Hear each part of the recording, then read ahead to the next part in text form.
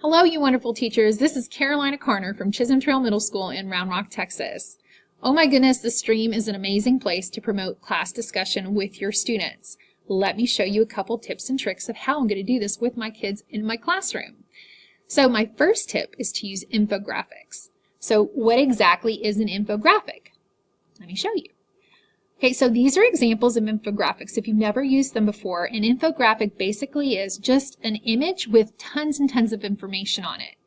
So what you can do is you can take the infographic and attach it to an announcement in Google Classroom, and then the kids can have a discussion about what the image means. So those infographics are awesome. It can promote lots of discussion. The kids can look at it and interpret it in several different ways. But they can learn from each other by having this class discussion. A second way that you can use the stream or an announcement is by using YouTube videos. So you can actually take the link to a YouTube video and you can attach it right here.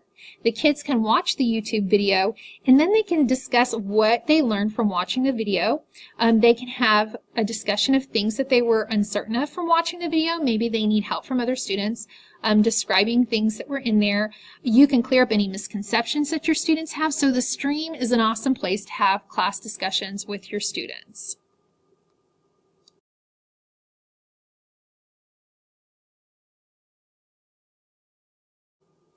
Hello and welcome to the Classwork tab. This is an awesome new feature. You can actually separate things by topic.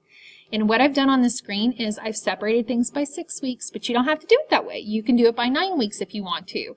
Or you can go ahead and separate it by unit. So if you want to have a cell unit, you can title it cell unit. If you want the topic to be force and motion, you can have the topic be force and motion. And then the really cool thing is you can go ahead and you can put assignments into the specific topics. So I'm going to go ahead and show you how to use a fabulous tool called a HYPERDOC and how to incorporate that into an assignment on the Classwork page. So here we go.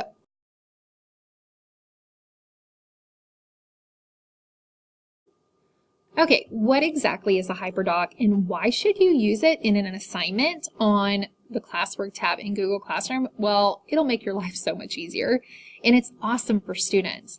It will show them exactly where they're going to go in lesson. So I guess the hardest thing you have to do as a teacher is figure out which one you want to use because they're all so amazing. So the way that my brain works is I typically run my lessons in a 5E model. So this has got tons, this website has tons of awesome HYPERDOC templates that you can use. So this one was already made for me. And it goes through your engage, your explore, your explain, your elaborate, and then your evaluate. You could even take this a step further and you could also use an extend section on here.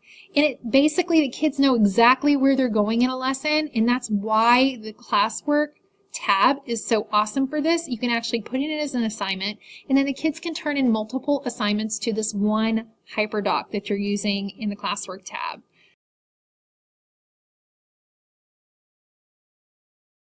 For instance, the engage, they could just watch our video right here. The explore, if you have them all doing a lab together, then they could do the lab.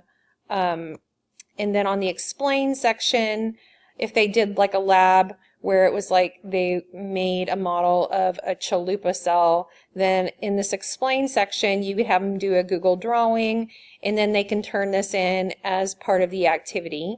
To the assignment section, and you would just leave directions right here. Where it says elaborate, students practice skills and extend their thinking. Well, if it's the elaborate section, then maybe you could have them do a paper on writing a comparison between the plant and the animal cells. And then to evaluate, they could do a Quizalize quiz where the class plays one half of the class against the other half of the class to see where your students are. And I would even on this 5E model add an extend section, and then the kids could probably use the VR 360 videos from YouTube over the cell, and they could go in somebody's nostril and then, go into the rest of their body and then have an adventure like the Magic School Bus. So you can have your students turn in multiple assignments to this one Hyper document that you post on Google Classroom in that section of Classwork.